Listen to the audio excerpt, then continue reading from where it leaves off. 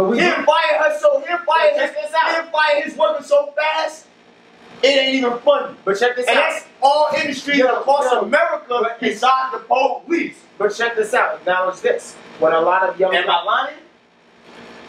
I think you're telling a certain okay. There is a definite subculture within the police department that feels that they don't need to respect. They don't have no respect for the citizens.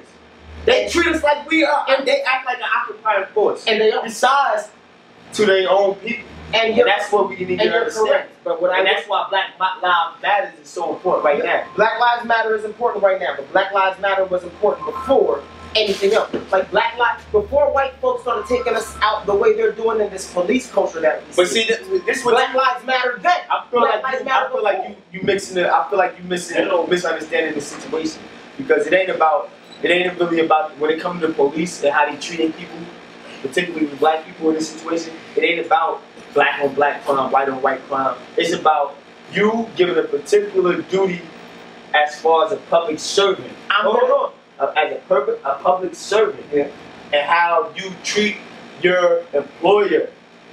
What job in the world do you know that you can smack? You could go. If I worked at Wendy's, can I go in there and smack my manager? Everyone, yeah. So what? I'm fine. Everyone, I understand. No, look, I understand the conceptual argument you're making. The reality of the situation is not all of us, and most of us are not tax-paying citizens. Most of us are. Because most of us not most of us not criminals. Most of us to it's a small percentage. That's criminals. Listen, most of a certain generational demographic are not. Well, everybody. I'm gonna recant my last statement. I'm gonna even go venture so far. Everybody that's in America, using Donald Trump, even the illegal immigrants that's in this country, are the bosses of police. Get the fuck out of here. You want to know why? No, there's no reason why. Yes, there is. No, why? Because they pay taxes. Even the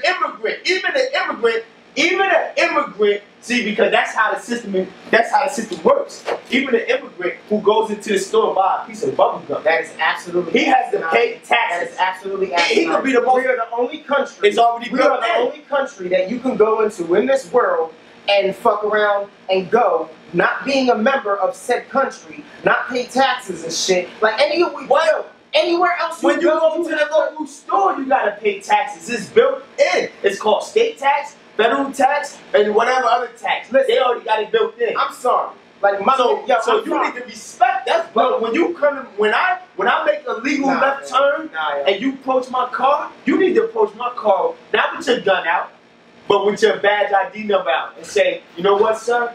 My name is Officer so-and-so. My ID number is 418-713, and I pulled you over because I observed you made a left turn. So I'm gonna. Okay. That's what needs to be going on. You're so not where the fuck is your license at? You see what the fuck all that is about. Okay, so then what I would say, maybe, because I don't agree with what you're proposing, and I don't agree with what's going on. So I'd say maybe there's a happy medium in what you're saying that I could agree with. Okay. But what I will what would you say that medium was? I don't know, because I don't know what the fuck it looks like. But what I will say to you, what I will say to you is, in that same vein, I say, where the fuck are Black Lives Matter's constituencies when it's black on black crime? Because if we police ourselves, we don't give them a chance.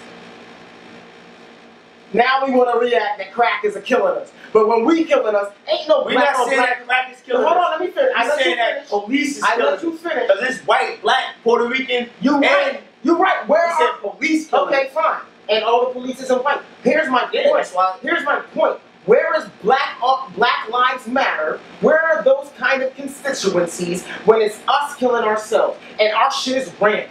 I'm gonna go back to that same point I made at the beginning of this broadcast. You know where they at? They lurking around the same place they be at when they bring the guns into our community. Nah, you know where they at? Same place they at when they bring the drugs into our community. Because we don't bring the drugs in. We don't own nothing. We don't own no boats to bring in these drugs or these guns. We don't make no guns. How the fuck you think a nigga What percentage of the cars in the car jacked in Newark make it their way to Africa? Brother, let me tell you something. No, you don't make no goddamn car. No. What percentage of the cars in the car jack make their way to Africa? Africa, the Congo, to these drug lords and these warlords. I couldn't tell you. I can tell you, But tell me. more than 60. Okay, so what that And got to do down the with? street. What that got to do with? What that got to And do they with? jacking niggas. It's niggas jacking niggas. Well, if you don't give me no other option, They're you options. mad that If you are hold on. able-bodied If you niggas, cut me go.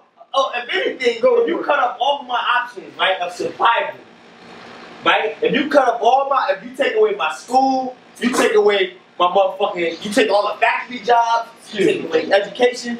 Come on, bro. Like, even what I just asked you this question maybe a half hour ago. Like, we were talking about if somebody, you use Jay-Z, but if anybody, if somebody came and said, okay, we'll give you a bigger budget, this, that, third, of course there would be different bosses to answer. Two, would we stay grassroots or go with that? But you make a very good point because ideologically, we should go with that. If only if we're able to keep a certain amount of creative control, and that's in the contract. So so even like when you have a situation with what's my man name? No, the white dude, Charlie Sheen, a couple years ago. Remember he imploded. Yeah. And they pulled this. They pulled him from the show, but he still get paid. He came out on top. Exactly. And he got another show. A year later, he back on TV.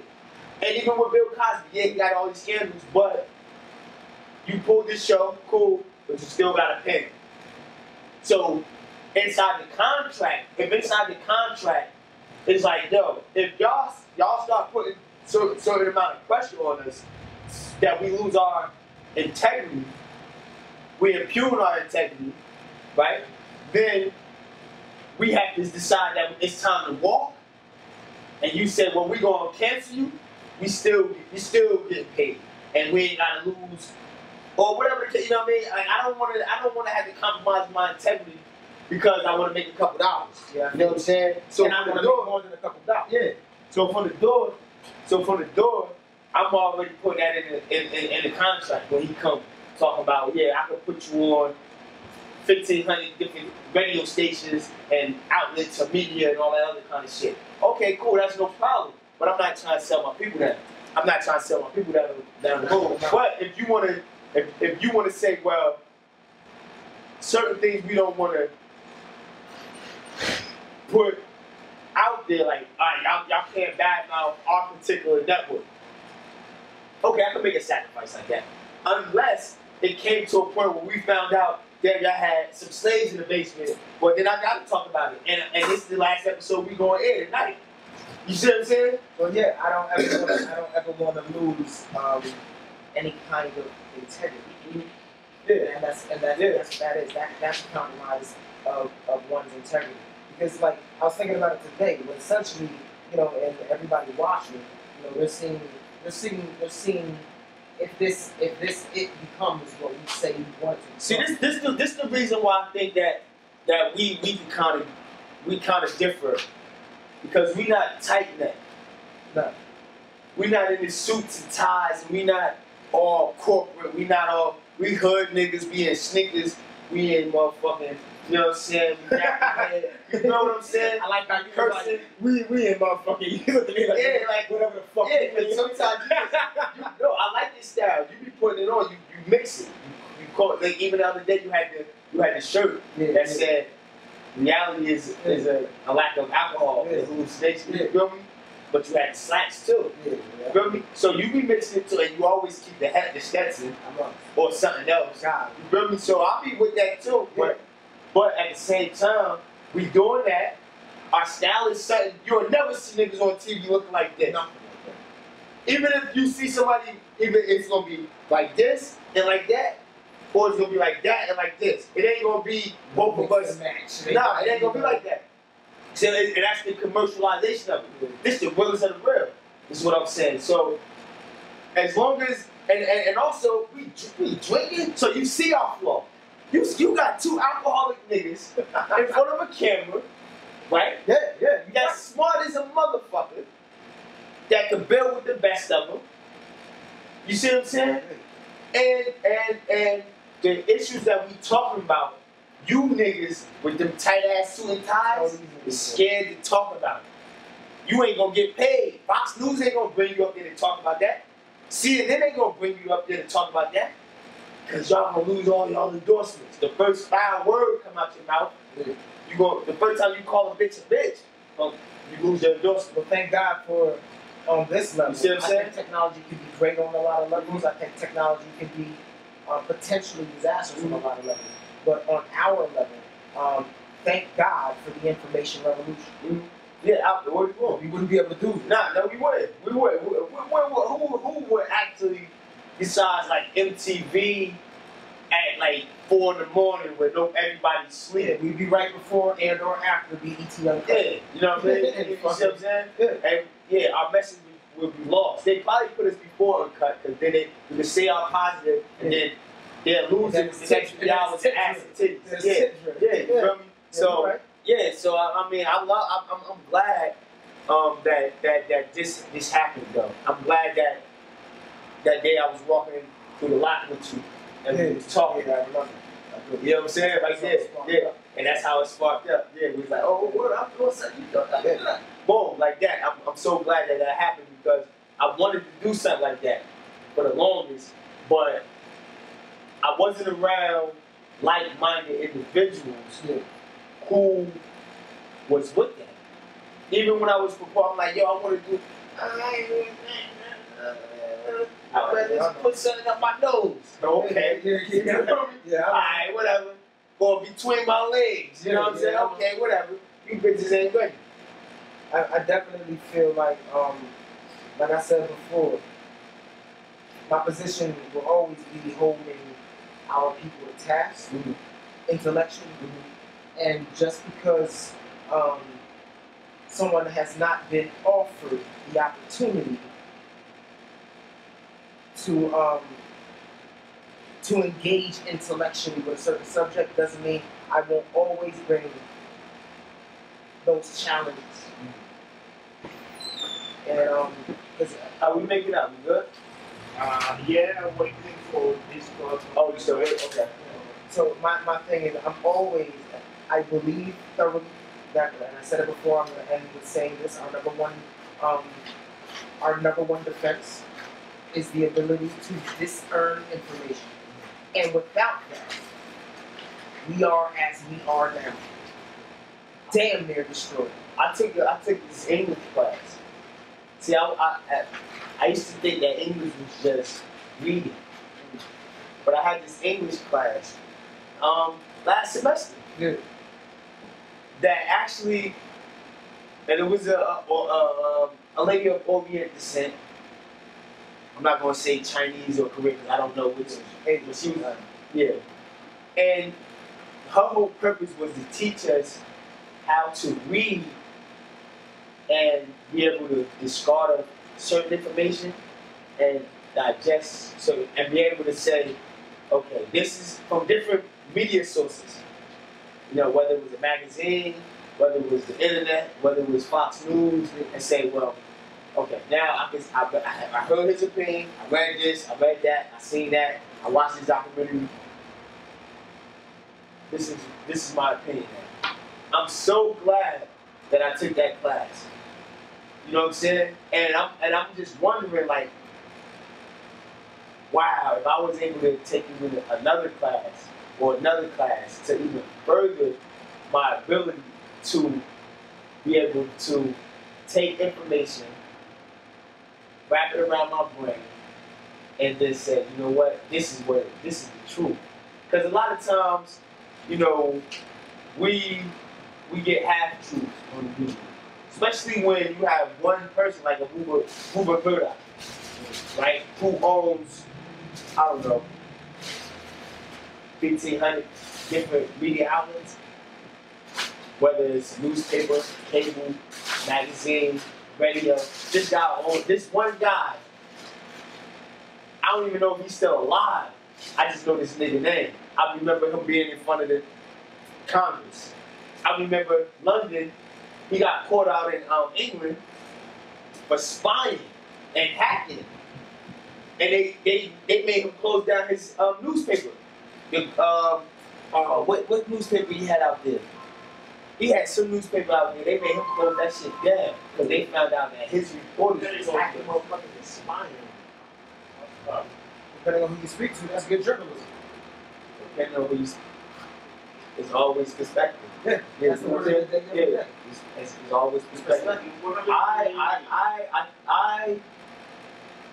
like That's the name of and that's the name of the word of the day is perspective. Yeah, I like to live by certain principles. You know what I'm saying? I'm an old school type of dude when it comes to like you respect me, I respect you back, and I'm gonna give you my word.